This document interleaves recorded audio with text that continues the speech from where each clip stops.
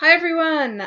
If you're wondering why you see a cat on the screen, it's because I thought I should introduce you to my boss, Mr. Doodle, since you will probably hear him screaming at me and bossing me around quite a bit in the background. So, as I record these, I attempt to stay in a room with the door closed. Mr. Doodle does not like a closed door, so at some point he usually has a meltdown and you will hear him, or he just randomly marches through the room yelling out orders. So anyway, if you hear that, please disregard it. If you have a boss like mine, you know what I speak of. If you have a dog, then it's the opposite. Been there, done that. Anyway, we are moving on, and it is gonna get intense for a while. That's probably best because right now you still have that gusto. We're early in the game, so if you can persevere for a while, then the knowledge you gain now up front will help you later. It could seem more challenging now, but the pieces will start to fall into place later. The seeds that are planted now will flourish more. Everything's like that. So be patient with yourself. Very quickly, let's just do a little review of some key things that you should feel comfortable with at this point. Macronutrients, carbohydrate, protein, and fat, the 3 calorie-containing nutrients, and we are going to study each one individually, and micronutrients, vitamins and minerals. Now, that's 5, right? So the 6th class is water. It's neither a macronutrient or a micronutrient. It is its own class of nutrient.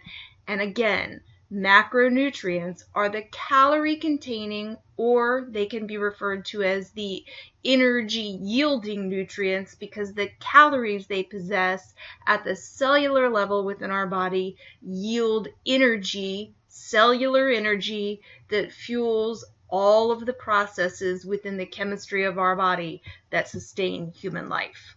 You learned about the dietary recommended intakes, the DRIs, that overarching collection of nutrient recommendations for all age, gender, stage of life. You understand that's like an umbrella term, and underneath the DRIs, there are different types of DRIs. The science tells us that we need a certain amount, very obviously, of some nutrients. That's the recommended daily allowance, the RDA. In some cases, we're not sure exactly how much we need, but we know what should be sufficient, what should be adequate, and that's the adequate intake.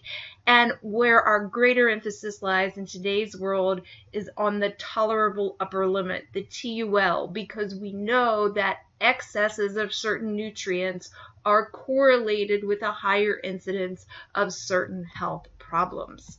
What is healthy? We looked at that. You answered a question on your assignment. In a nutshell, healthy is all about promoting the health of the body. In other words, promoting the health of anatomical parts and pieces and the physiological function of those parts and pieces. You learned that malnutrition is not what it used to be. So it is 100 years now after the end of World War I. And in World War I, people in this country were starving. We turned people away from service. I'll elaborate on that at a later time.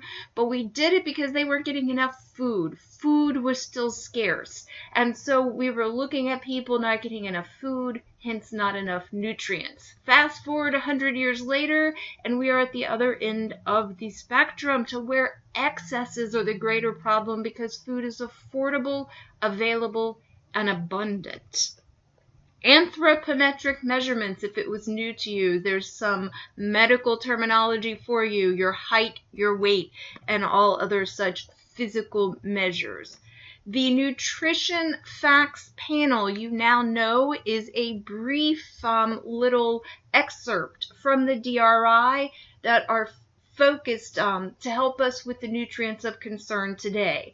So you know that in today's society, many of our most preventable health conditions are associated with excesses of saturated fat, of cholesterol, of sodium, of added sugar. So those are on the label so that people can target foods with low amounts of those nutrients in the interest of their own best health, whether for prevention or management of existing illness.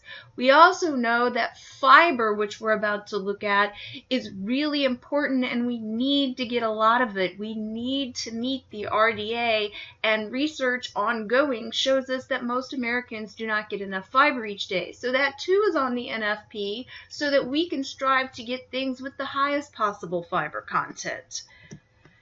kcal should be a comfortable term for you. It stands for kilocalories, which is the true measure. And essentially what happens is they measure the amount of raise in temperature of water in a piece of equipment called a bomb calorimeter. And for each degree of Celsius that the temperature raises, we say that that is yielding a kilocalorie. See how confusing that is? This is why nobody wants to talk about that. So we shorten it to good old calories.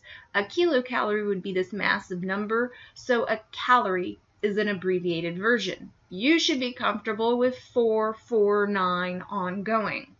4 calories in a gram of carbohydrate, 4 calories in a gram of protein, 9 calories in a gram of fat. Hopefully you've got your head wrapped around the concept of nutrient density. That is what good health is all about. When we pick choices that give us the most bang for our bite, we are picking choices that offer us a complex array of valuable nutrients, not something in isolation. Here's a current visual: protein powder. What is protein powder? It's protein in isolation. Someone has gone into a laboratory, extracted or isolated protein from a whole food, and refined it down to nothing but a powder that can be added as one singular nutrient. So there was this lovely whole food out there that nature created that had not only protein, but an array of other valuable nutrients, and now we've discarded all of those and isolated protein. It is very easy, as you'll soon learn, to get plenty of protein from whole foods, and it is most desirable because, again, you get everything else. You get the whole package. You get nutrient density. Labeling claims. Hopefully you now realize that all the stuff that's on the front of the packages is really something we want to teach people to ignore. It's deceptive, it's misleading. Even when it's legal, it's such a gray area left open to interpretation, and unless you've received the education that you've received from your textbook so far, you're not going to even know how to make sense of that, and you're going to fall prey to lots of marketing gimmicks. And that's why the MFP is the ultimate tool. And finally, once again, our emphasis here lies on the study of health, not on vanity, not on how to have six-pack abs, not on how to weigh a certain number on a scale. All of that is very subjective in terms of what is attractive or desirable aesthetically or visually, and many times the things that people do to achieve that are not in the best interest of health. So we are focused on what is health, again, optimal functioning of anatomy and physiology, and when anatomy and physiology are impaired as a result of how we choose to live, our lifestyle, how much we don't move, what we electively put in our bodies that's not a good idea, then lifestyle-related diseases develop. And again, the majority of the things in that list, the top 10 causes of death and or disability in this country, are related to our lifestyles. We have an immense amount of control. So if you're feeling good about that, get ready to take some notes. I remind you, you can always pause this video, you can always rewind. That's what makes it better than being in a classroom, right? It's an intense one. So take a deep breath. Don't let yourself get overwhelmed. Again, takes time to learn, and it's all going to sink in. So what I'm going to do is I'm going to go through some slides. Then I'm going to do what I did before, and I'm going to open up the book, and I'm just going to really kind of fly through that to draw your attention to some of the things. And I'm hoping that between hearing me, seeing those images, and reading the book, it'll all start to make sense. So, reminder, 6 categories of nutrients, and as I've already stated, don't forget that water is one of them. The top row here are the macro, the 2 left, or rather the left and the center on the bottom, are the micro, and water is the 6th class of nutrient. So some key knowledge. Take a moment, hit pause if you need to so you can read what's here, but let me just give you a little verbal reminder that everything is happening at the cellular level. We are talking about taking in food, breaking it down, extracting the respective components in their finer pieces and parts. You're totally deconstructing everything that was once a larger molecule into its finest parts. The cells are taking up those parts and utilizing them. What directs that? The DNA in your body. So within the nucleus of every one of your trillions of cells are your genes, and your genes are little segments of your strands of DNA, and they essentially issue instructions. You might call them blueprints. You might call them a recipe. And they tell your cell, take all these little tiny pieces and parts that you've received and assemble them into this or that, because it will serve this function or that function in the body. Everything has come to be within you through the construction of new cells, and new cells are produced by existing cells, which are utilizing the components of nutrients in chemical reactions so that you have what you need to stay alive. So as you take this in for a moment, we're talking about life chemistry, right? So some terms, and you're going to see them in your book, of course. If they're new to you, we are really trying to learn medical terminology in this process, right? So there's so many new things for so many of you that it's like taking several classes at once in a way, and I'm trying to make that as easy for you as possible. So catabolism and anabolism. A catabolic event, breaking down. So again, we take in food. Food is made up of a mixture of nutrients. Each nutrient is its own molecule, and those molecules can be broken down into their finer pieces and parts. So digestion, the breaking down of food, and then the subsequent breaking down of the molecules of the nutrients that made up the food, is a catabolic process. Now that's food. Let's think inside the body for a moment. Imagine someone who's wasting away, right? Their body is just becoming emaciated from a disease process like AIDS or cancer. That's their body eating itself, breaking itself down. That's catabolism as well, right? So words are used in different ways. If you understand the basic meaning, you can apply them. Anabolism is the opposite. That's building up. So everything I just said, has your cells take up all of those fragments of the nutrient molecules and reassemble or build. Anabolic processes. So all of this is happening continually in your body. And if you're not aware of this, cell turnover is the term that informs us that cells that make up every essence of our being are constantly dying and replenished. So again, you are an organism. An organism consists of organ systems. Organ systems consist of organs. Organs are made of tissues, and tissues are made from clusters of cells. So those cells die and replenish. Picture a roller coaster.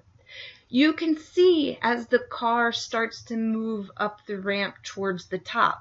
That's your early stages in life. Birth to about 25, 30 tops. By the time you hit 30, those anabolic processes, cell turnover is very rapid. You're constantly making new cells, especially in the earlier years. It's constantly happening. You peak 25 to 30, things kind of hit a plateau, kind of equilibrium. Turnover starts to slow a little. Now you're on the downward side. And cells don't replenish themselves as quickly as they die. Hence, body tissues are slowly deteriorating as we age. Have you ever heard anybody say as they got older that they were cold a lot? And what you'll hear people say is, my blood got thin. That's not what's happening.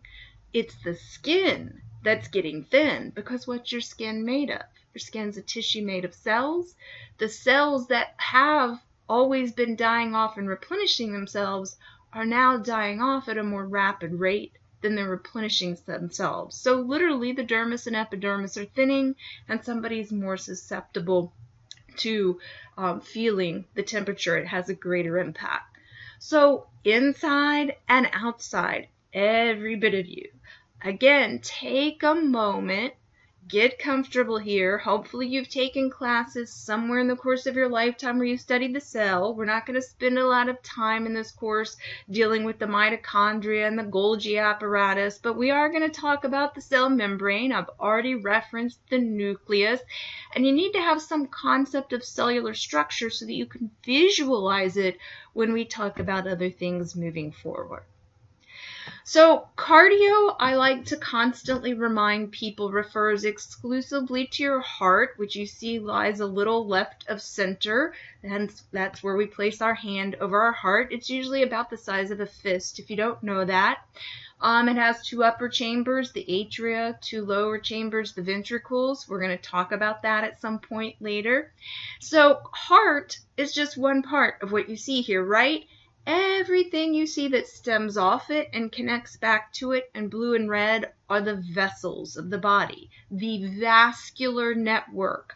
We often refer to it collectively as your vasculature, right? So any disease of the cardiovascular system is a disease within the entire system you see here.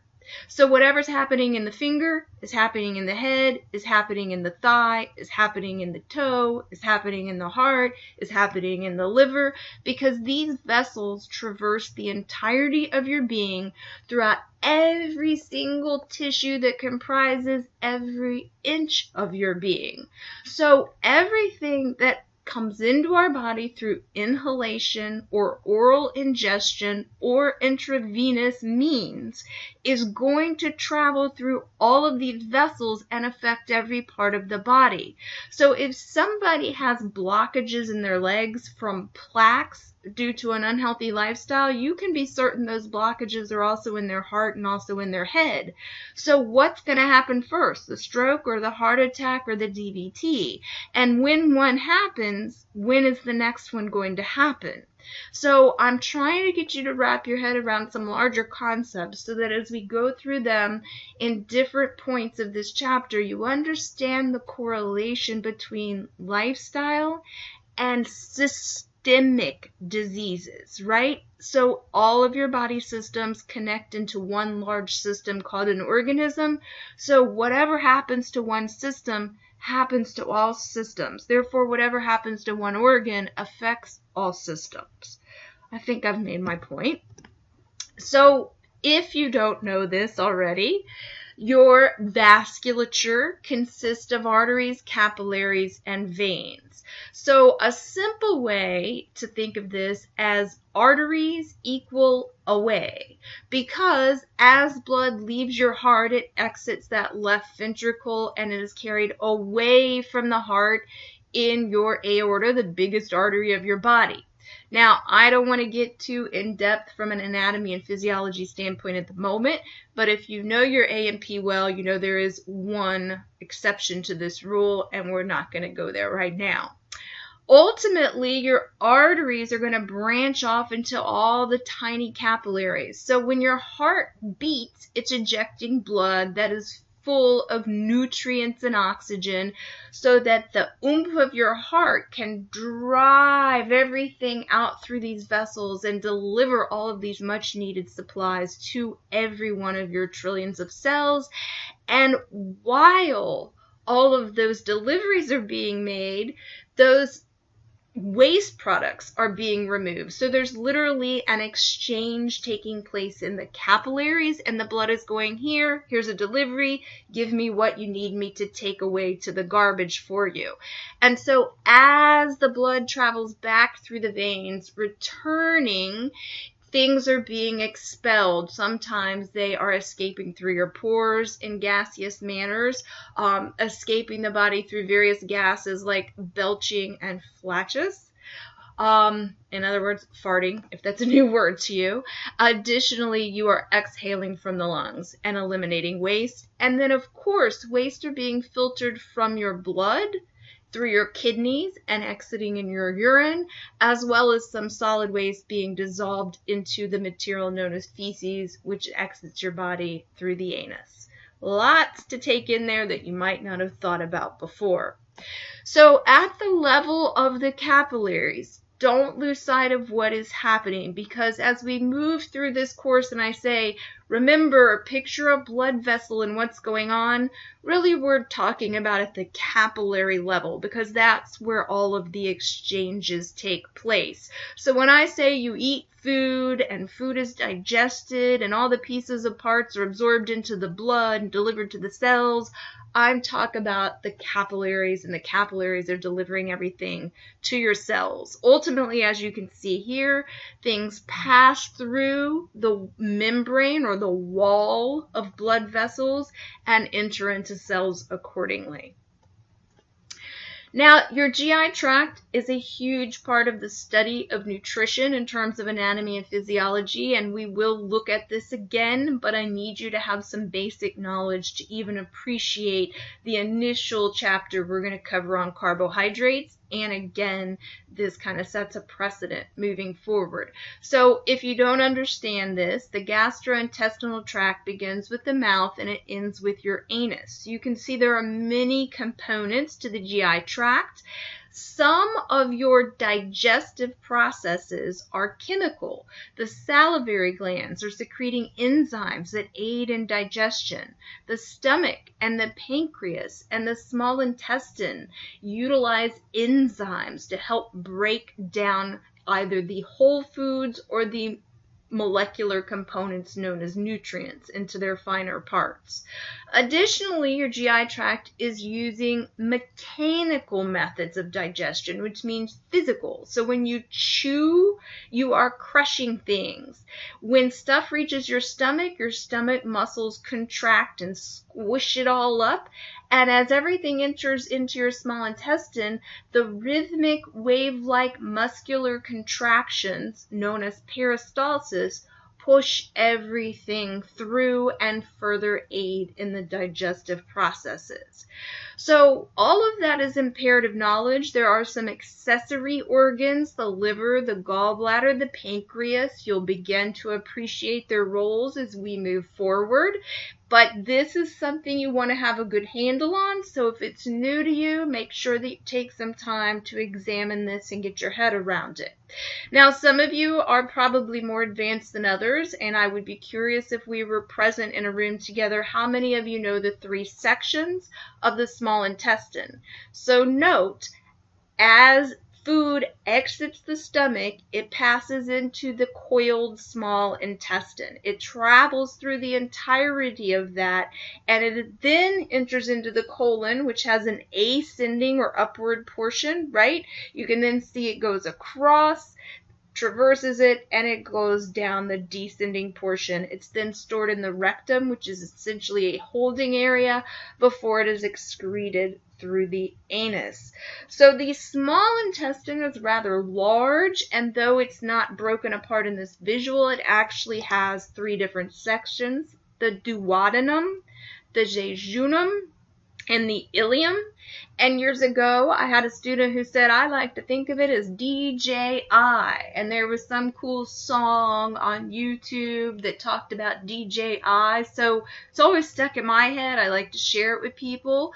Visually, you can see it illustrated here. That is the order in which the segments occur. and it's relevant in certain ways because of the fact that certain enzymes for digestion are largely present in the beginning section, the duodenum. If somebody were to have any sort of surgery on their small intestine, a resection where a portion of it that's diseased is removed, if that portion were removed, then digestion would be impaired. We're going to get into that more at a later date, again, just laying a foundation. So next, after the small intestine, you get into the large intestine, which also has a secondary, more formal name, the colon. You can see the three sections that I was referencing, ascending, transverse, and descending. Again, all of the pieces and parts there are relevant.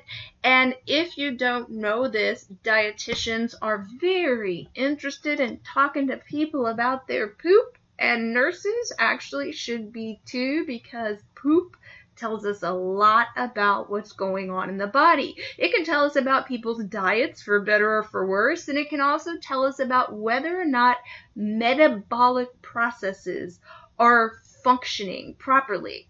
So let's say, for example, that someone's poop has a bunch of weird white glob looking stuff in it.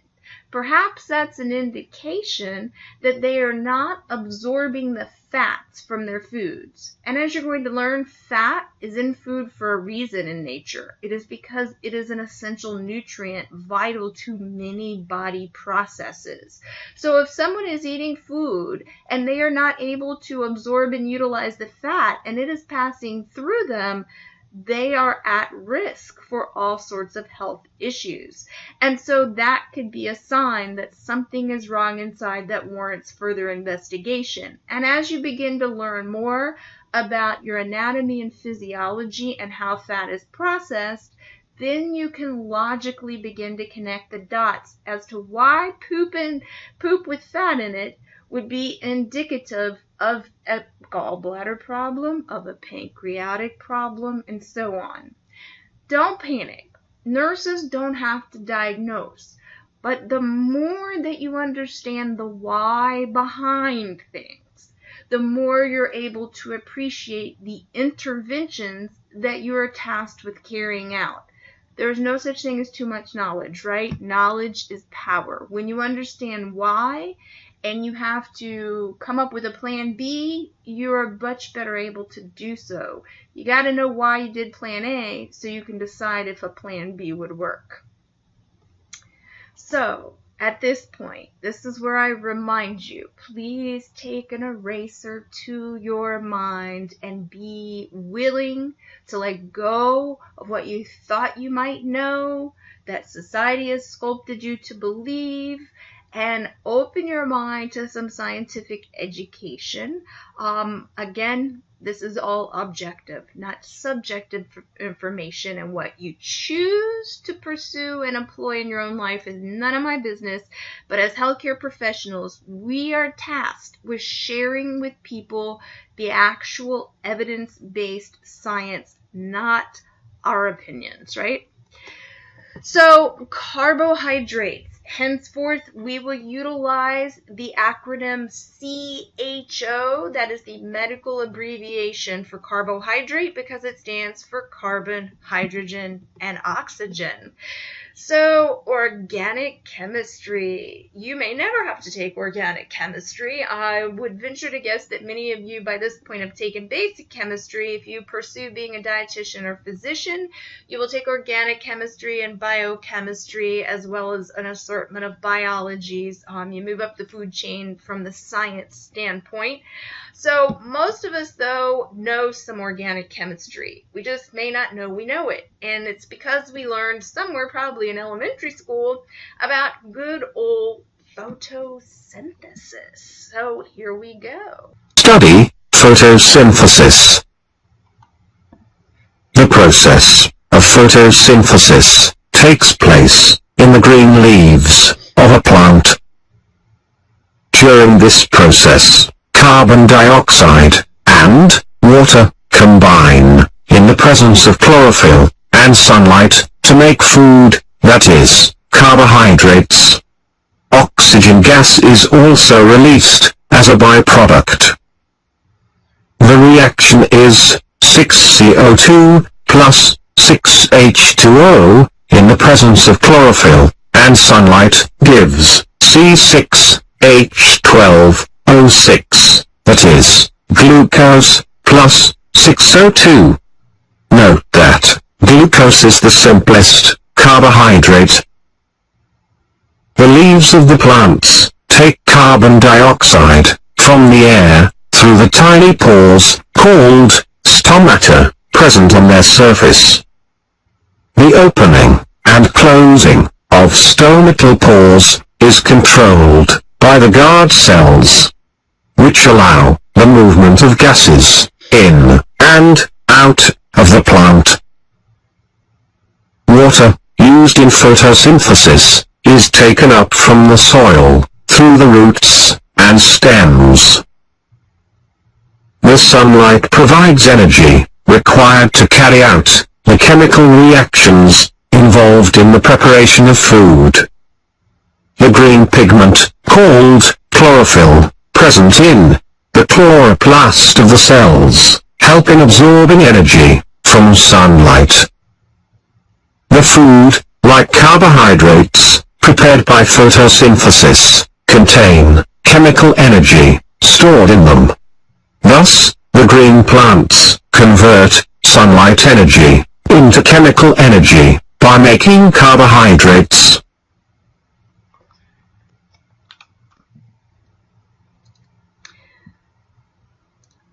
So I realize that's not the most stimulating video either, but pretty simple, pretty brief, really helps you get your head around the fact that all of this is chemistry and that carbohydrates are in plants, right? So you're not going to forget that now. So plants are made up of the sun's chemical energy. They have captured it and stored it in a molecular structure known as carbohydrate that animals such as ourselves can then consume so that we can obtain the energy to fuel our trillions of cells. This is how nature has functioned since the beginning of time, and hence people have always depended upon nature as their primary food source. That's not to say that there aren't animals in nature, because there are, and people certainly have consumed animals, but what is easier to get?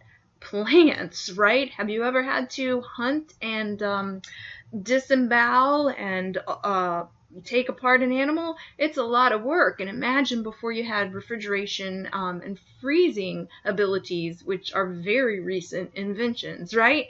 So I think now you should have a little bit of a unique perspective in place. So again, visually from a chemistry standpoint, carbon, hydrogen, and oxygen, it's a chemical molecular structure known as carbohydrate, designed to fuel the body and contained within nature's bounty, such that nature provides for us, and it's packaged in with a whole array of other things like vitamins, minerals, water, fats, and proteins, so that the food from nature gives us everything we need.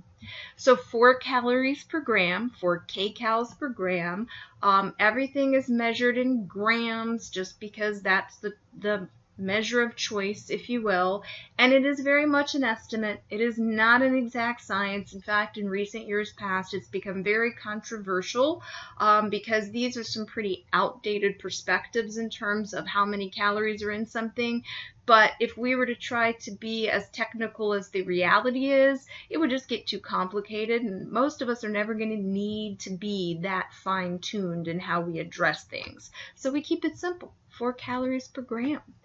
And we keep in mind that those calories yield energy at the cellular level. Yes, we also get energy from fat and from protein, and we'll look at how it's used and why carbohydrate is the primary fuel. But suffice it to say that carbohydrate is your body's preferred and primary fuel source, both in its immediate form from the blood and in its stored form as a backup reserve in your muscles and in your adipose cells. So the body taps in to carbohydrate first and foremost so that it can spare fat and protein.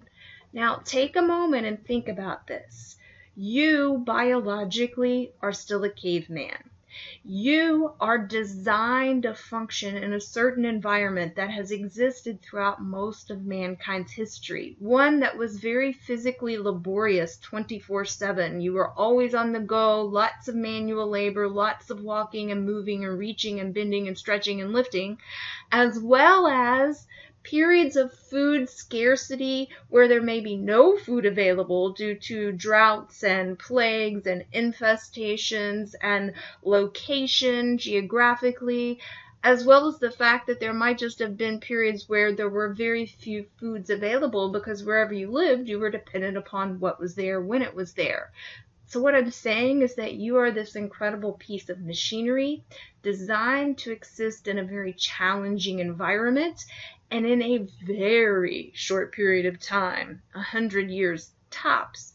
Your world, your environment has changed dramatically, and your body is not well suited to it. It takes a long time for a human body to evolve. So your body is a misfit for your world.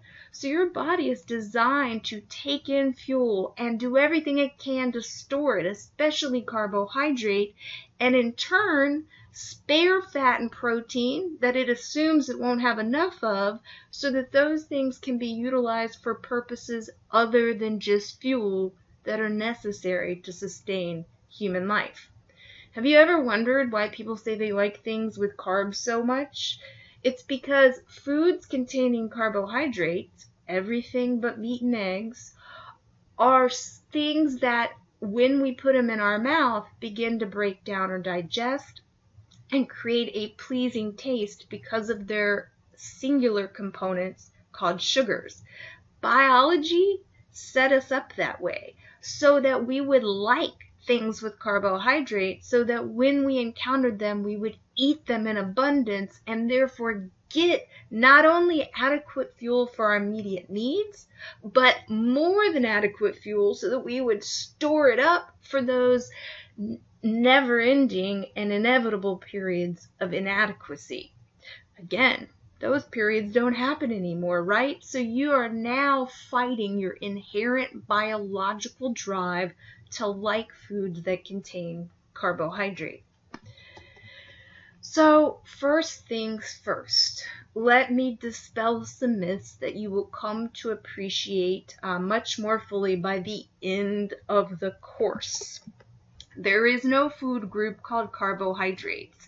So for those of us who are dietitians, nothing is a bigger jab in our side than when we hear people say carbs, carbs, carbs are bad, or cake's carb, bread's carb, pasta's carb. First of all, we don't even like the word carbs. We prefer CHO or the word carbohydrate. But anyway, that aside, the point is we don't like it when people refer to foods using the name of a nutrient, because that does two things. It disrespects the value of the food, which is a massive compilation of multiple valuable nutrients, and it discounts all its other contributions, and it creates an environment of misinformation and confusion that persists.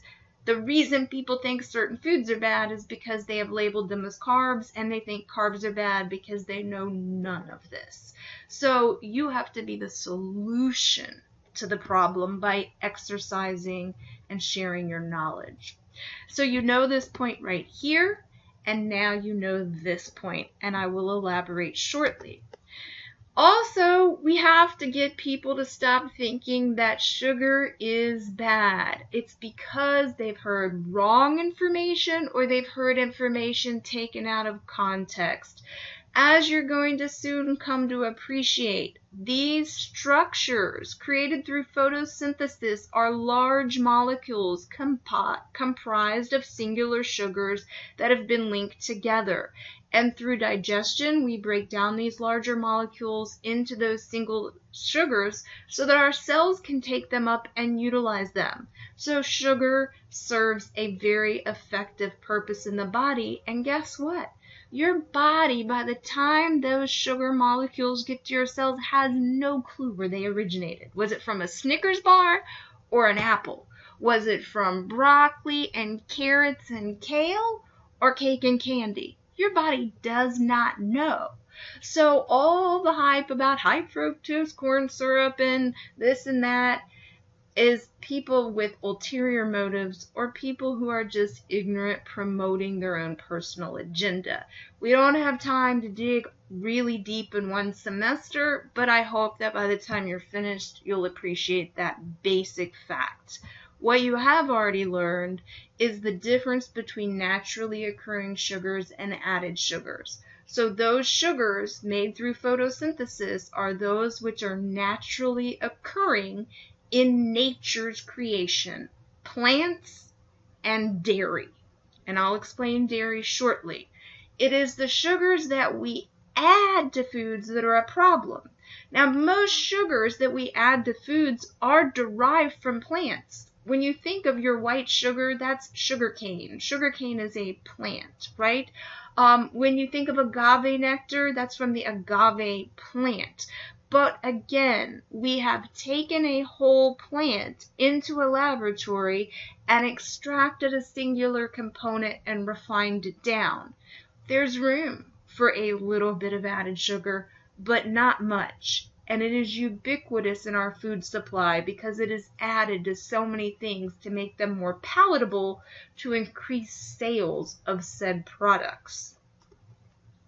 Finally, sugar does not cause diabetes. Now, you're going to learn a little bit about normal metabolism here. And so when you understand normal metabolism, you can therefore appreciate abnormal metabolism. So when the body cannot normally metabolize carbohydrates, which break down into glucose, what you call sugar, that disease state is known as diabetes. So diabetes prevents the body from properly utilizing sugar, but sugar does not cause diabetes. What causes diabetes? Well, we're going to talk about that at a later date in another point. You have to have your building blocks in place first, but suffice it to say that it is a multifactorial disease. DZ is the abbreviation in medicine for disease. Multi means many, so multiple factors. In other words, genetics may play a role, though a very small one, and there are many other factors from our environment that contribute. And when all of the pieces and parts come together, they form a constellation of factors that manifest in the disease state called diabetes. Now, you're going to learn that there are different types of diabetes, but the most common form of diabetes in our society is a multifactorial form, which means if we understand the contributing factors, that we can control many of them, thereby hugely diminishing the likelihood of the disease ever developing. So you're going to find that two of those most controllable factors are physical activity and diet. So you're going to learn at a later date that how much we move, the degree of physical activity we engage in, determines how well our body metabolizes carbohydrate. The more we move, the better, and that helps prevent the development of diabetes. It also helps us manage the disease when we have it. You're also going to learn that excess adiposity, body fat, inhibits a cell's ability to metabolize carbohydrate, and as that takes a toll on the cell over time, the cellular function is further impaired and diabetes can result. So what I'm saying is being over fat is one of the major culprits in developing diabetes, and we're going to look at that as well. Hence why weight loss is one of the best ways to manage the disease once it is in place. Finally, people with diabetes, DM, diabetes mellitus, mellitus, again, we'll get to that later, are human. And humans, as you now well understand, require carbohydrate because it ultimately is what becomes blood glucose or blood sugar and travels to our trillions of cells to fuel them. So it is silly for people to say, people with diabetes can't have sugar. No, people with diabetes have to know how much total carbohydrate they can consume, and just like those of us without diabetes, they need to pick nutrient-dense foods and minimize their intake of added sugar. Because when they pick more nutrient-dense foods, they will get less total carbohydrate, and therefore they can eat more nutrient-dense foods to get more collective nutrients. Take a breather. All right, are you ready? So, as you look at these pictures, these are all foods. All foods are mixtures of all 6 classes of nutrients, and, write this down, one other chemical that's going to be highly relevant to our studies. Phyto. P-H-Y-T-O. Phyto means plant. So phytochemicals is one word. It obviously means plant chemicals. So all of the plants that you see here, nuts, seeds, grains, fruits, vegetables, beans, in addition to the 6 classes of nutrients, they contain a non-nutrient chemical substance called phytochemicals, of which there are actually thousands. We don't even know much about most of them yet, but what we know is 2 things. Phytochemicals are largely what creates the hue, the color that you see, the green, the blue, the orange, the red, the pink, and that's how we know they're there. And we know that they have numerous valuable roles in human health. Hence, when we do not have enough phytochemicals in our diet because we eat too few plant foods or too few of a certain color category, then our body suffers and it takes a toll that can contribute to the onset of certain diseases. You're starting to really see how powerful food is, and that's what makes it so fascinating. So, as we continue, what do all of these foods have in common? They all contain carbohydrate. So the next time somebody's talking about carbs, you ought to start saying, oh, you mean like squash? Oh, you mean like peas and eggplant and blueberries and peanuts? And when they don't know what you're talking about, you will have an opportunity to educate them. So you know that all plants are made up of molecular chemical structures called carbohydrates. And the fancy term for those molecules is a saccharide. Now, after this chapter on carbohydrates, we won't use the term saccharide anymore. So don't stress yourself out a whole lot about the term saccharide. It's more here to help you appreciate the larger structures. You kind of have to know how the pieces and parts come together to appreciate the big picture, which is ultimately what you're going to apply. So hear me out, read your book, but don't expect to go through life talking in terms of any kind of saccharides. That's basic knowledge. So, as your book explains, there are different saccharide structures. These are just 2 different visuals explaining the same things. We all learn differently. Maybe you prefer one over the other. But the message that the book and I both mean to convey is mono is 1, di is 2, poly is many or multiple. Monosaccharides are obviously the simplest structure, one single saccharide. It's a fancy way of saying a sugar molecule, right? Di is 2 of them linked together, still a very simple structure. So the mono and the di are collectively termed the simple carbohydrate structures. No food. This is a nutrient, right? So we don't say those foods are simple carbs. We're talking about nutrient structures. And then complex carbohydrates are long linked chains of multiple saccharides. They can be hundreds or thousands of saccharides long, but they are very complex structures. So if you look at the bottom picture, when we consume foods that are made up of mixtures of nutrients, most of them are going to include all three of these forms. So some are in the simplest form and don't require any digestion. They just slip right into our system and they're easily absorbed. Added sugars of any kind are monosaccharides. That's why, if you're starving and you eat something like candy, or you drink soda or juice, you're going to feel better very quickly because it's absorbed very quickly. It fuels your cells. That's also why if somebody with diabetes has a low blood sugar and we give them juice or regular soda or even something like milk that has naturally occurring simple sugars, then they're going to travel, the glucose is going to travel the sugar to their cells very quickly. So it's readily absorbable. Disaccharides, not really so much different. It doesn't take much effort for your body to break them down. Remember, there are salivary enzymes that begin digestive processes. So saliva in your mouth actually begins to digest carbohydrates. And that's why you often taste the very tongue-pleasing taste associated with carbohydrates. You're literally tasting some of the sugars, and again, you are biologically designed to like that and want that in order to ensure that you would eat enough food for survival when you encountered it.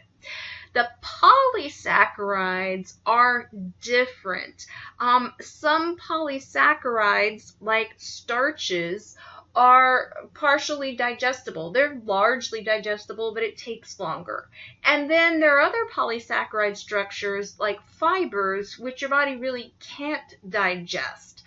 So we're going to look at the value of those different things. But now you have the basics, and you can see here how it all comes together. So collectively, we have a nutrient category called carbohydrates. These molecular structures can either be very simple mono or disaccharides, or larger, more complex structures called polysaccharides. The simple carbohydrates are the singular or double sugar units, double breaking down to singular, very, very easy. So these sugars that are already in their simplest forms do occur naturally within all of nature's bounty, with the exception really of meat and eggs, once again. And so they're readily available, and those naturally occurring sugars, once again, are packaged in with a whole array of other valuable nutrients. The added sugars that we put into foods ourselves or at the manufacturing level are also immediately available as a fuel source, and as with any excess fuel, whether it's from carbohydrate, fat, or protein, if it's excess, it just gets converted into storage form, which is body fat, right? So added sugars are oftentimes the culprits. You hear some silliness out there. Carrots are high in sugar. Have you ever met a person whose downfall was too many carrots? Have you ever found yourself compelled to eat a whole dozen apples at once? That's just kind of silly, right? So most people's vice are more likely to be added sugars that they add to foods, or foods containing a lot of added sugars. We're human. Joy is important. There's room for a little, but there really isn't room for much, because nobody ever expected that humans would need more. We always thought we would be struggling to get enough. So, under the complex carbohydrates, the polysaccharide structures, some are starches, which break down relatively easy in the digestive processes into the sugar molecules that can then be absorbed into the blood and travel to the cells. And some are these complex structures known as fiber. Now, people often ask me, so which foods have soluble fiber and which foods have insoluble fiber? Where there is fiber, there are both kinds of fiber, and you don't need to worry about how much is soluble or insoluble, because as long as you're eating foods with naturally occurring intact fiber, in other words, plant foods, then you are getting both kinds. And if your diet's got plenty of plant foods, you got plenty of both kinds. These different fibers have different valuable contributions to health. So the soluble fiber, soluble means that something dissolves in fluid. It attempts to dissolve into your body fluids. It kind of becomes this gummy mass because it can't fully dissolve, and that is fabulous because all things that are traveling through your blood that are waste products can stick to it. Extra cholesterol can stick to it. Other things like bacteria we need to be rid of can stick to it. And then it can exit your body in your feces, right? So you've probably heard people say eat things like oatmeal to lower cholesterol. Well, oatmeal is high in fiber, and the soluble fiber becomes a sticky mass, and cholesterol in your blood can stick to it, and you can get rid of extra cholesterol. Isn't that amazing how it all comes together? And then the insoluble fiber is what a lot of us call roughage. If you say, oh, I need to eat some salad or some plants, and it bulks up your stool. The fabulous thing about fiber is that it works both ways. If someone needs to have a bowel movement and they add fiber to their diet along with plenty of fluid, then it will help create mass that forces peristalsis to engage, that rhythmic wave-like motion of the intestinal tract, causing those muscular contractions to push the food, the feces, through the colon towards the exit, which is the anus. The other thing is if someone has loose stools, then by adding fiber, it creates mass that bulks them up so that the stools will stop flowing so rapidly through the intestinal pathway. If you didn't get all that, just rewind for a minute. In the interest of your time, I'm attempting to speak fast, but hopefully not too fast. So one more time, added sugars. You live in a world where there's so much talk about how, oh, but if it came from nature, all added sugar derives from nature. Which one did they take from which natural source and package it up? So they took the maple syrup from the tree and they boiled it, which just means processing. That word often has a negative connotation, but it doesn't always have to be negative. They boiled it and pasteurized it perhaps and put it into a bottle. Granulated sugar, they harvested sugar beets or sugar cane and they dehydrated it and ground it up. Agave nectar, they've extracted it from the agave plant. Molasses is a byproduct of refining cane sugar, so when they're making white sugar, they're pulling out the molasses and putting it in a jar. Honey, they are taking obviously from a beehive and usually pasteurizing it. None of these are what you would label as a healthy choice because healthy means it's making an overwhelming positive contribution to the anatomy and physiology of your being. These things don't do that. Right now, somebody's thinking, but doesn't honey help with things like allergies? Sure, there are minuscule amounts of all kinds of things in everything that may have some benefit, but you have to always think in terms both positively and negatively of the fact that the dose makes the poison. So, yeah, we can all eat some added sugar, and if we don't eat too much, then it's not harmful. The dose makes the poison. By the same token, how much honey would somebody need to consume to get enough of those valuable components to make a beneficial contribution to their health in terms of something like allergies, right? So a lot of times information is kind of taken out of context or exaggerated in the interest of trying to emphasize the positive element of something and offset the negative element. So if you're wondering, well, if I'm going to use added sugars, which one should I use? Here's the answer. Whichever one you like, whatever one you feel comfortable with. If you like honey, use honey. If you like white sugar better, use white sugar. I use them all. So when we are shopping in the grocery store, remember the labels haven't all been changed yet because the law is not fully in effect. So if there is no line to indicate how much added sugar is in there, we have to look at the ingredients list, and we don't want to see a bunch of added sugar. All of these terms indicate the presence of some sort of added sugar. There's actually more than this, but these are the most common things. So you see anything with "-ose" at the end, you see the word syrup at all, you see the word cane, you see the word concentrate. What's fruit juice concentrate? Well, if I take an orange and I suck out all the sugar-containing water that you call juice, and I leave behind all the other vitamins and minerals and fiber. You already just learned something right there, right? Juice, not so great. Whole foods, better. So if you extract the juice from your fruit and then you dehydrate it, you take out the water, you've now concentrated the sugars. Fruit juice concentrate. That's not any healthier than any other form. So the point isn't to pick a healthy sugar. The point is to limit added sugars and focus on consuming healthy foods that contain naturally occurring sugars. So I told you before, you can ignore the total carbohydrate line because you now know that it is comprised of sugars, both naturally occurring and added, and starches and fiber.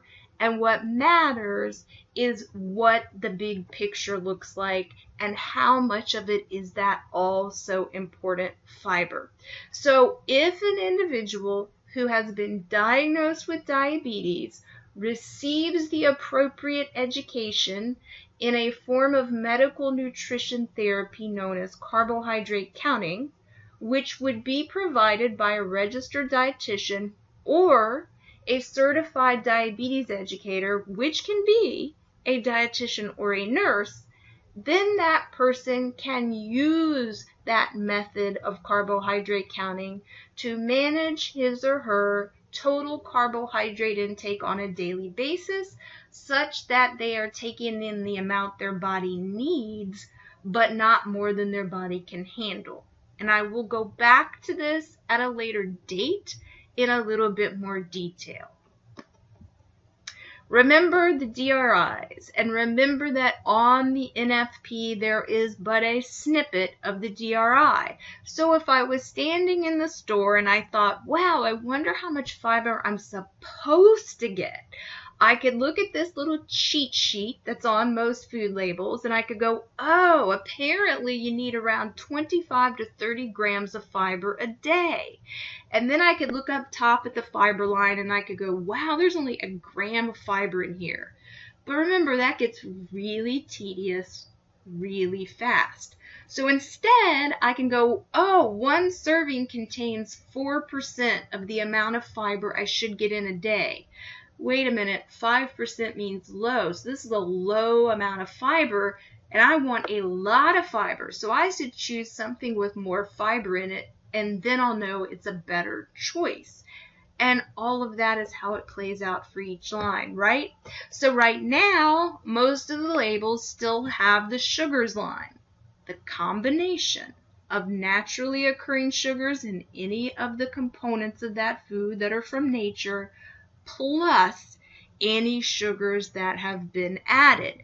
There is no recommendation. Look at the bottom of the label down there. You don't see anything telling you how many grams of sugar one should consume because there is no DRI for total combined sugars. Remember, there's only a percent if it is the percent of the daily recommended intake, and if there is no daily recommended intake, then you have no way to know if the amount contained within something is a little or a lot. And so that is one of the reasons that the new label law was passed, because on the left we have the prevailing label that's still in existence with no good information, in which case our only tool is to examine the ingredients list and look for all those words that mean added sugar, and you know that ingredients are listed from most to least. So if the first 3 ingredients on a label include any form of added sugar, that thing's made of a whole lot of sugar, and that is bad news. If there are multiple added sugars in that ingredients list, bad news. You probably right now could go clear out about 85% of your kitchen. That's the unfortunate reality when you start looking at the packages. Now, we have a new tool coming into being, and we can walk up to anything in the grocery store, we can pick it up, we can look at the added sugar line, since that's the one we need to be eliminating, and we can go, holy cow, that is high in added sugar. The recommendation for added sugars, the TUL, the tolerable upper limit, is not more than 50 grams per day. So if one serving contains 20% of the 50 grams you should have in a day, that's a high amount, and that's a poor choice. Now, one more word on the fibers. You live in a world where marketing is king. It's all about selling things. And manufacturers know that if you have an ounce of knowledge, you might be too savvy. So they work with that and they turn it to their benefit. So they know if they slap things on the front of a label like 35% of your daily value of fiber, that someone uneducated will think, wow, it's high in fiber, this is a good choice, and forget that this is a candy bar. They know that legally, if they add some refined fiber powders into a product, they're not lying when they say there's a lot of fiber. What the consumer doesn't know is that they have gone into nature and taken fiber-containing foods into their laboratory and extracted the fiber and converted or processed it into a form that can be added into cookies and candy and all sorts of other foods so that legally they can show a high percentage of fiber. So you as the consumer look at this fiber line and you go 35%, 20 is high. This is a phenomenally high fiber food. Wow. And if you're not as educated as you now are, you forget to think about everything else. If there's no added sugars line, doesn't maybe even occur to you. But let's look at this. The ingredients list again goes from most to least. So the first ingredient is primarily what this is made of. So this candy bar is made mostly of fiber powder, chicory root extract. Now, if we go through this list, we see that the second ingredient is chocolate chips. And you can see that chocolate chips are primarily made of sugar. So basically sugar is the second ingredient. Then you feel a little bit better about things. Well, I mean, it is mostly fiber powder and sugar, but hey, they threw in some whole grain. That they did. But then they added corn syrup, which is sugar, and oh, then a little bit later they added some more sugar, and oh, then a little bit later they added some high maltose corn syrup, which is more sugar, and then they added some maltodextrin, which is sugar, and then they added some fructose, which is sugar. You're starting to get a sense of things, yes? So now you can go get those Fiber One bars and throw them away. So, once again, plants contain carbohydrate. You understand the how and the why. What other food contains carbohydrate? Milk. You keep hearing me say, all foods contain carbohydrate except meat and eggs. So plants and milk contain carbohydrate. Well, think it through. Milk, as you know, means mammalian breast milk, which is considered the perfect food for mammals. So it contains all nutrients circulating in the blood. So if an animal, be it a woman or a cow or a goat or whatever, is alive, then they have an active circulation in their body. You know that blood contains glucose, sugar, derived from carbohydrate. So if we extract the breast milk from an animal, we are extracting the fluid that contains sugars in it. So milk contains a particular disaccharide called lactose. Incidentally, when the body takes in a disaccharide, two sugars stuck together, has to break them apart, right? It requires an enzyme called lactase to digest the disaccharide. So if your body makes enough of the enzyme lactase, you break the disaccharide down into two singular sugars, and they do their thing. If your body, because of your gender, your ethnicity, your age, does not make enough of the enzyme lactase, then you cannot adequately break down or digest the disaccharide structure called lactose contained within milk, and you experience a great deal of discomfort known as lactose intolerance. So pure milk contains a lot of naturally occurring sugar called lactose.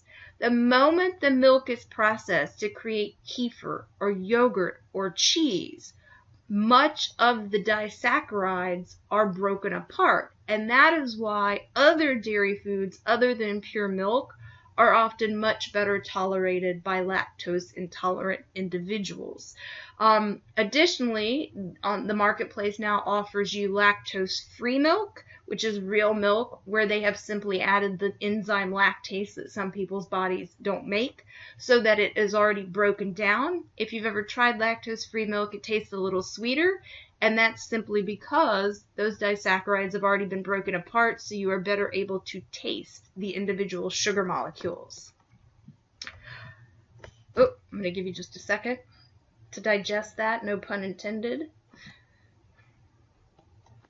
So, let's wrap this logic part up. Meat and eggs. What did we just say? We said cows, people, goats, whatever, living organisms have a circulation, and all circulating blood contains glucose, blood sugar. What are meat and eggs? They're not living organisms, right? We kill the animal, the cow, the pig, the chicken. It's dead. Therefore, it has no circulation. Therefore, like all matter that is organic in nature, when it begins to decay, which is what happens upon death, its molecular components start to deteriorate. The carbon, the hydrogen, the oxygen, all of these molecules start to catabolize. They break down. They're released into the atmosphere.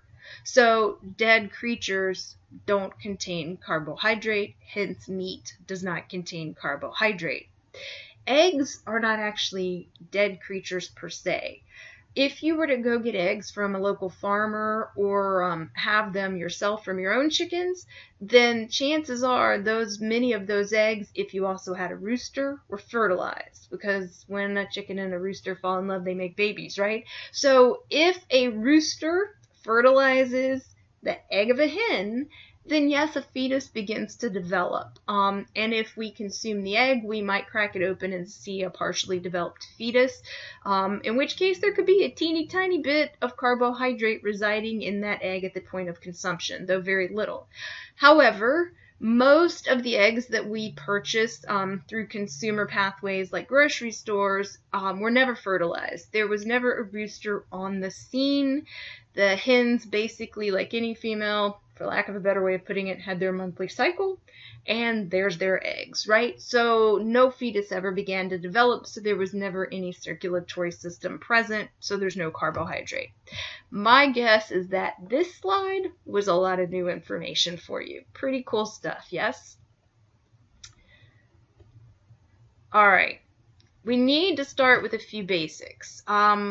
But what I think I'm going to do is I'm going to stop the recording right here and call this the end of part 1. It's easier to upload in shorter snippets, and I think that it kind of mentally gives you a break, and that way you can, watch up to this point, take a few hours or a couple days off, whatever you need to do, and come back, since this is one of the longer and more intense video endeavors. So I'll stop now. I'll pick up right back here on part 2.